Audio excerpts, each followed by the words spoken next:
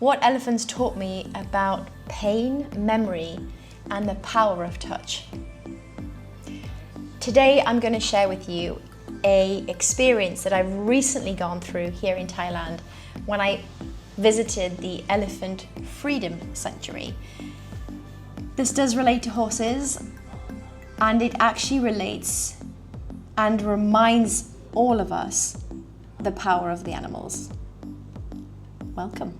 So here in Thailand, Shillong to be precise, we visited an Elephant Freedom Sanctuary. Now, just to be clear, were they totally free? Definitely not. When I was in Africa in November, seeing those elephants free, the African elephants, they were free. They could go wherever they wanted, again, within reason, but there were no humans around, no humans were allowed to touch. Now, compared to these Asian elephants, which have much smaller ears, by the way, these guys had been rescued from sanctuaries all around the southern part of Thailand that basically had no use for them anymore because they were slightly older.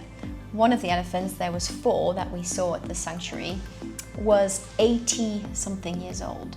Oh my God, 80-something years old. She had this incredible look in her eye that honestly, I could just sit there and I actually just wanted to bow down to her because she was just a true, I was just in awe of her pure size, but then just so magical. The other 3, the 2 of them were in their 40s, and then there was one in their 30s. So 4 of them, and when we got there, they brought them into this feeding area, which definitely in hindsight, still not free, because even though the handlers had no hooks, they don't ride them, they still have to come in, right? The elephants had to come in for us to feed them, which you could say, well, they're an animal, they like to be fed. But it's still not giving them the choice, right? It's still not them being free, which, okay, I am aware of that.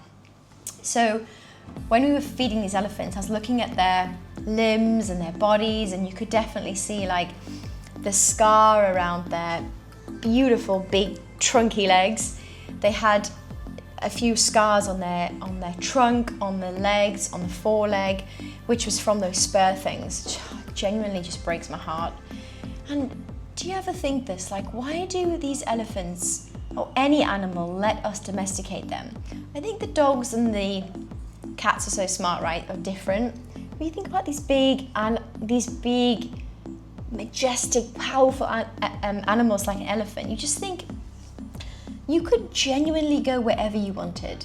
You are huge. You could just, if you wanted to, bulldoze through everything and keep going because they are so powerful, they are so strong. And it just really makes me question why animals do this, allow us to do this to them. It breaks my heart, and at the same time I get this rush of emotion of confusion, anger, and then it's just so much freaking love and respect for them that they allow this to happen. When we were all feeding them, so bananas and sugarcane, obviously the older elephant who was in her 80s, because of her teeth and limited teeth, could only have banana, no sugarcane.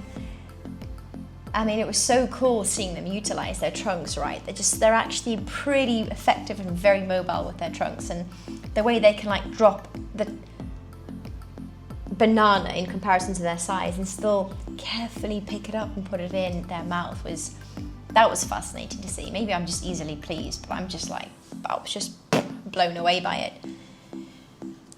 And there was an interaction that I quickly noticed was definitely wrong from us, the human side, which was touching them. And I thought to myself, every elephant that I watched being touched, I just mean touched on their trunk, touched on their chest, they initially would move away. Now, the skeptic side of me goes, are they moving away because throughout their life they've been brought up in a confined area where they've been hooked and told to move with a stick which has a spike on the end? So are they associating that with movement?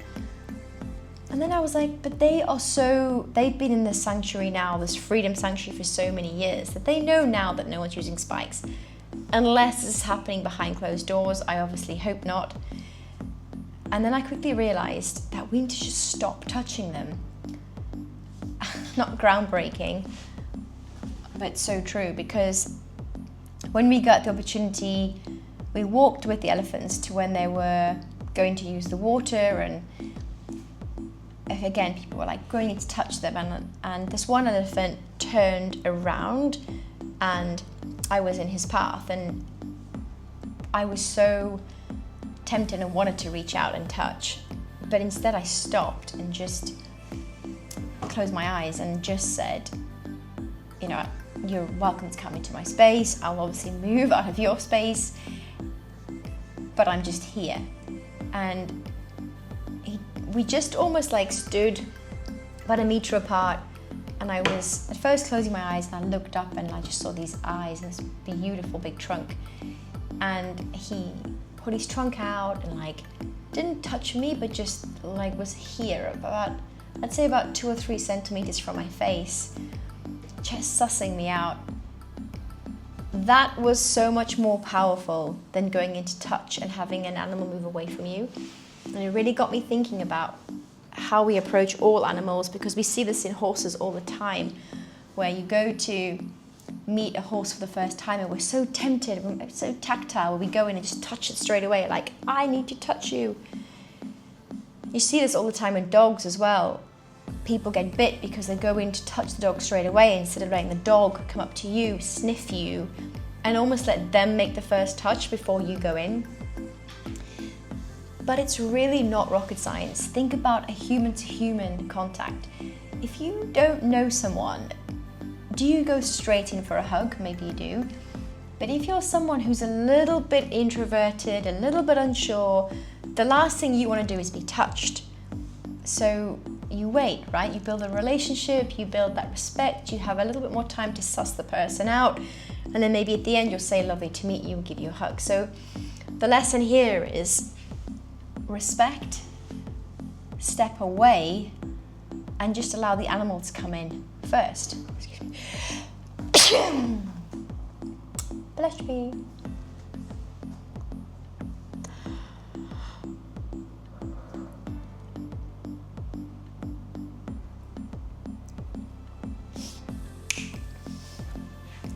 Here are the 3 things that I learned from the elephant sanctuary and being with the elephants in that short time. Number one, pain doesn't always show up in the way you expect. So I see this a lot with horses, and many people will say, how do you know a horse is sore, uncomfortable, lame? And especially from a performance perspective, you're like, okay, well, they're not lame. The vet looked at them and they're not lame, but you get on board and they feel like a plank of wood to turn to the right. They just block you to the shoulder, and you think, well, that is still pain. Like, pain doesn't have to be the horse lame. You can have pain in your body and you can hold yourself in a certain way to cope for that movement. Doesn't mean you're right, doesn't mean you're not in pain.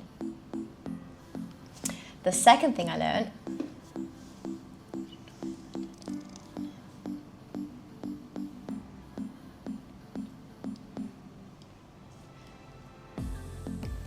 trust is earned through time.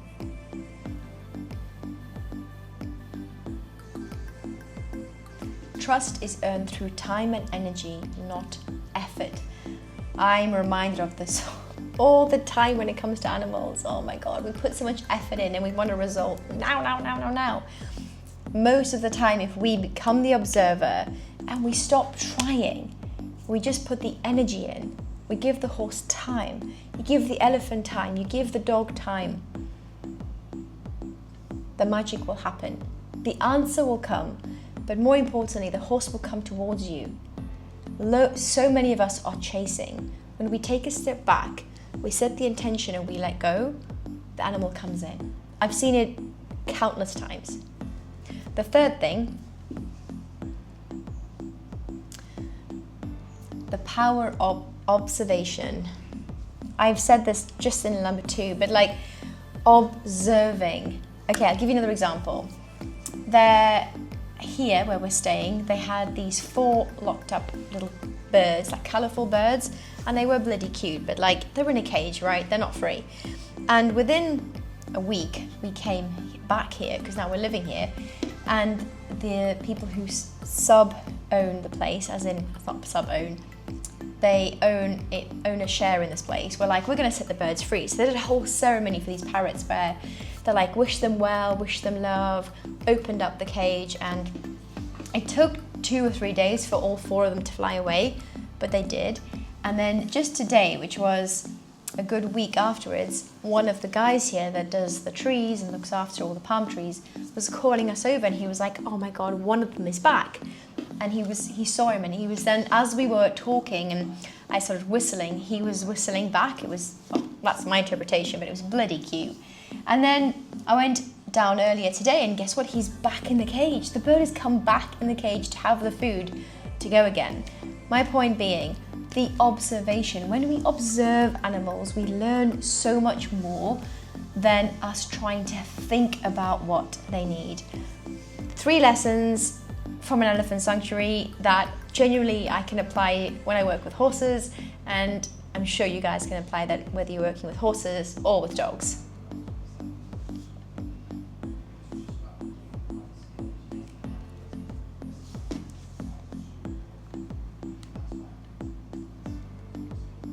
Thank you for listening, and if you have any questions or you'd like to know more, just comment below and I will get back to you.